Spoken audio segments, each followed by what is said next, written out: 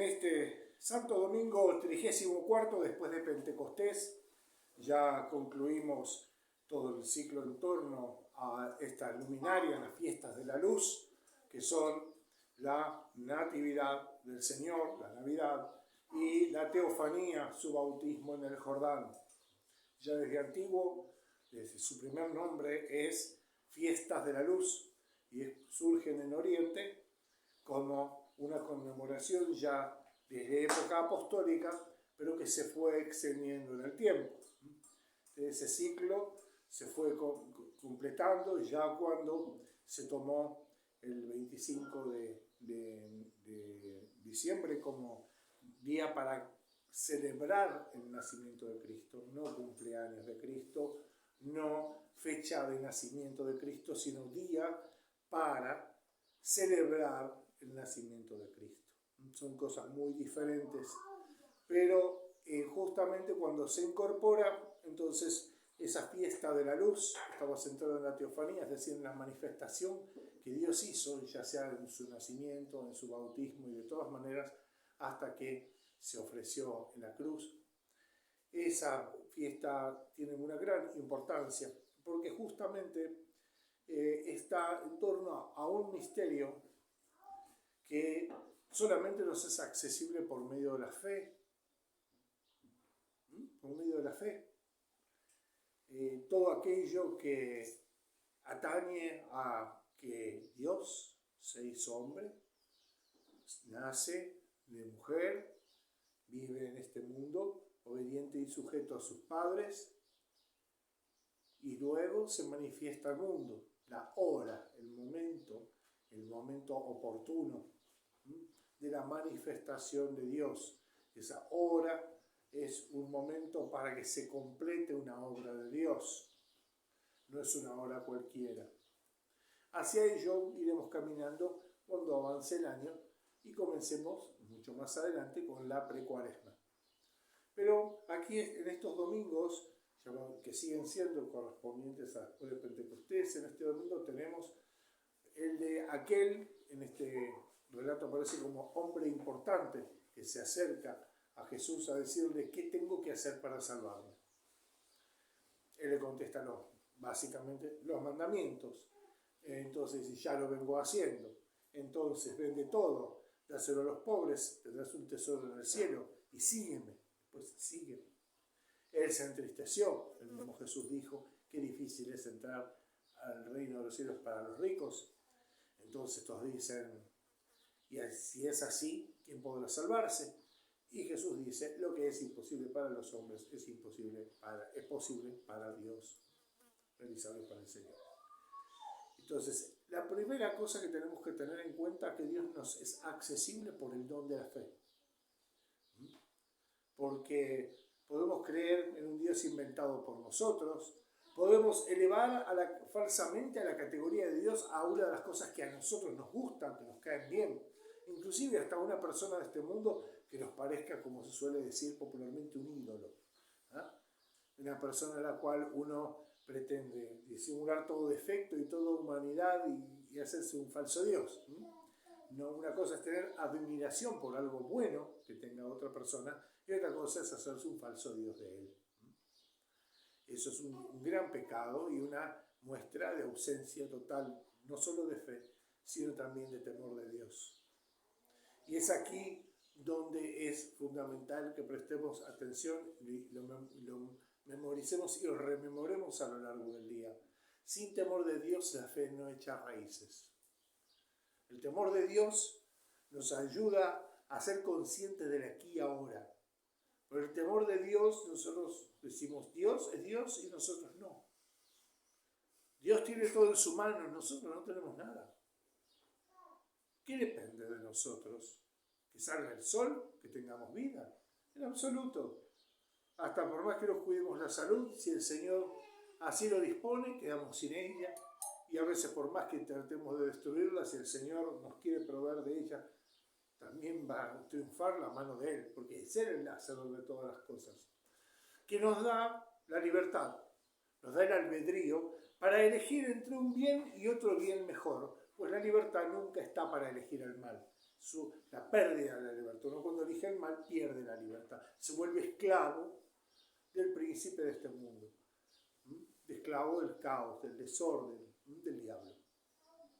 Por lo tanto, esta libertad que nos es dada para elegir entre un bien y otro bien mejor, no podemos llevarla a la plenitud sin la fe.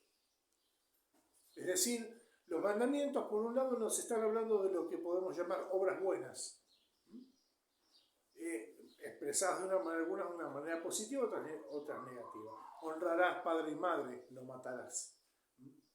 No cometerás actos impuros, pero amarás a Dios sobre todas las cosas. Y ese orden que está puesto en los mandamientos es una expresión de aquel orden con el cual fuimos hechos, fuimos plasmados por Dios, por la palabra de Dios. Cuando hablamos de cumplir los mandamientos, estamos pensando, si se quieren, seguir las instrucciones del fabricante, cuya desobediencia sabemos que termina con un cortocircuito y que no nos cubre la garantía. Nos quedamos afuera del beneficio de todo lo bueno que hemos recibido por desobediente, por enchufar sin preguntar, por no leer el manual, por no querer hacerlo a nuestra manera, y cuando lo queremos arreglar terminamos arreglándolo más. Entonces, esa experiencia que tenemos con cualquier aparato electrónico, sobre todo en nuestro país, que nos encanta inventar reglas y saltearnos todas las demás, justamente es un reflejo también de nuestra fe. Porque nuestra fe está llena de reglas que nos inventamos nosotros, mandamientos, undécimo, duodécimo, que nos parecen importantísimos, de ideas fijas nuestras, pero amar a Dios por sobre todas las cosas, tantas veces no es nuestro punto de meditación. ¿Qué es amar a Dios por encima de todas las cosas? ¿Cómo es esto de ponerlo realmente por encima, como dice el Salmo, de todas mis alegrías?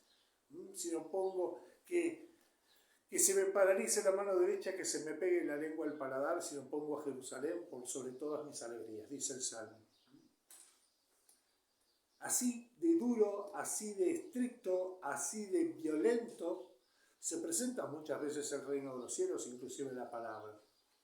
Pero de la misma manera en la cual también es duro operar a alguien para acomodarle los huesos, y menos mal que hay anestesia cuando la hay, y también es duro trabajar sobre esa persona o sacarlo de un lugar donde está accidentado, sufrirá toda clase de dolores, pero nadie está buscando procurar el dolor, sino salvar lo que se puede salvar, recuperarlo. Entonces, en nuestra vida no podemos hacer que desaparezca el dolor. Va a aparecer, la incomodidad va a aparecer, pero en cuanto tenemos el objetivo claro, elegimos con la ayuda y la inspiración de Dios, pero elegimos nosotros querer la salvación, pues la salvación no es de rebote, ni de chiripa, ni así como, digamos así, una tarea de Dios, sino es algo a lo cual tenemos que cooperar nosotros. No estamos salvados. Si tenemos fe y temor de Dios, comienza en nosotros esa vida divina a trabajar dentro de nosotros. Estamos en esperanza salvados. ¿Por qué? Porque es en la fe en nuestro Señor. No solo cuando decimos, bueno, yo creo en Dios, yo en una especie de Dios general así, Dios genérico, Dios sin marca, ¿no? Porque dicen las religiones, son el obstáculo supuestamente para llegar a Dios. Sin embargo, nosotros los cristianos sabemos que la nuestra es más que una religión. Adopta formas religiosas, pero es la aceptación de alguien que viene a mi encuentro. No es la expresión de mi búsqueda de Dios, la filosofía que yo me elijo porque más o menos me cuadra, sino que la fe es una invitación de alguien, ese alguien que nació en la carne, para salvar la carne, que murió crucificado para limpiar esa carne y que resucitó para resucitar esa carne. Esto concreto que somos nosotros. Ahora esto tiene que estar debidamente presentado y es aquí donde la fe nos va ilustrando, nos va enseñando, nos va iluminando el camino que hacer. Cumplir los mandamientos está bien, pero la idea de que la finalidad de la fe no es cumplir los mandamientos, ese es el principio. La finalidad de la fe son las bienaventuranzas.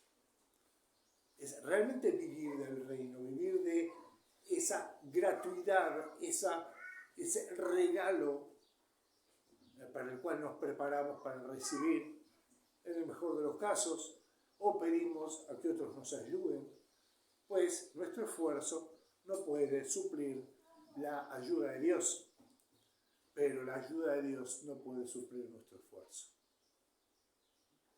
Y esto es fundamental recordar nuestra responsabilidad. En un mundo donde la palabra responsabilidad no suele aparecer muy seguido, es justamente la responsabilidad es una de las notas que hacen que aquello que llamamos libertad sea libertad. Si no hay responsabilidad, no hay libertad. Porque es una de las partes que hace que uno pueda justamente tomar una decisión, hacer algo y que eso se le impute a uno como obra propia. Si la hacemos sin Dios, vamos a caer. Vamos a perder esa libertad. Terminaremos estrellados contra una secta, contra una falsa filosofía, contra el cultivo de energías que nos salvan, contra el ejercicio de pasiones que nunca terminan saciando, que tener siempre algo, un falso Dios. Pero nos olvidamos de lo principal, que Dios vino para limpiarnos los ojos y que esa luz verdadera entre en nuestros corazones. Como cantamos al final de la liturgia, hemos visto la verdadera luz. Si algo en la divina liturgia, que es esta irradiación, esta manifestación de Cristo a través de su palabra, de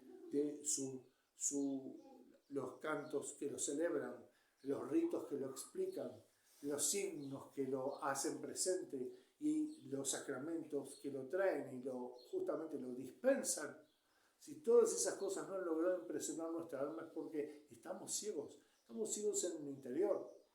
No porque debamos ver algo, sino porque ese algo se hace patente en la paz que experimenta nuestro corazón cuando terminamos la Divina Liturgia.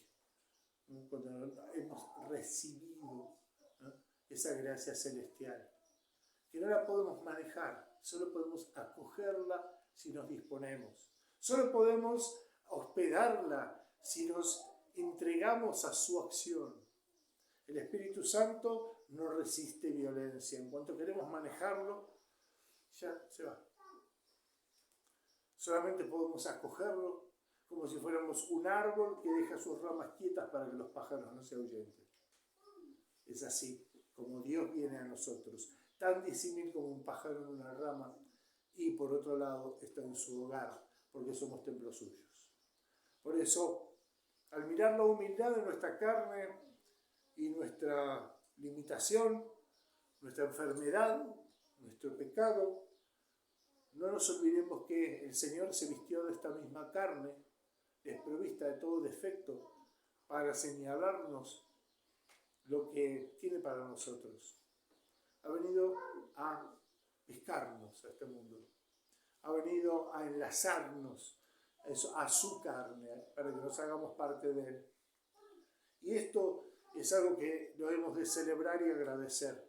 Por eso, junto con la fe y el temor de Dios, que nos recuerda que hemos de creer ahora, que hemos de hacer, aunque sea algo así de pequeño, pues el Señor merece todo respeto, toda reverencia, toda adoración. Y que junto con nuestro pobre amor tenemos de que no lo debemos nombrar vanamente. Es decir, con la reverencia, con el temor de Dios que debemos tener en nuestra mente, en nuestra boca, en nuestro corazón, cada cosa que viene de Él. Y dirán, bueno, pero eso no elimina lo malo que tengo. No, en absoluto. Pero lo señala y nos enseña a, si no podemos triunfar en la virtud, por lo menos dejémonos moldear para empezar por la humildad. Porque nuestros tropiezos en la virtud tienen que ver por lo que damos por hecho. Nuestro orgullo, nuestra soberbia, nuestra superficialidad dan por hecho que estamos salvados, que vamos al cielo de cajón, que ya hicimos suficientes cosas buenas. Que Dios es tan bueno, de acuerdo a nuestro concepto de bondad, que obviamente nada malo nos puede pasar, como si fuera su responsabilidad de lo malo que hago yo. Por eso, temblamos para salvarnos. Temblamos para librarnos de nuestro propio mal. No porque Dios no tenga bondad, sino porque nosotros no la tenemos. Y por eso le pedimos para que golpee, rompa esa dureza de nuestro corazón, en la cual pensamos que los únicos problemas que tenemos en nuestra vida es por la malicia ajena. Porque nos envidian, o porque somos muy maravillosos, o porque bla, bla, bla, tanta cosa. Cuando basta en pedirle a Dios la compulsión, desmenuzar ese corazón duro, perdonar, pedir perdón, para ser librado de toda acechanza maligna. Y cuando habitamos bajo las alas misericordiosas de Dios, ningún mal puede alcanzarnos. Que la Santísima Madre de Dios nos inspire a llegar a tener esa compunción del corazón que nos prepara para recibir a Dios con los brazos abiertos. Amén.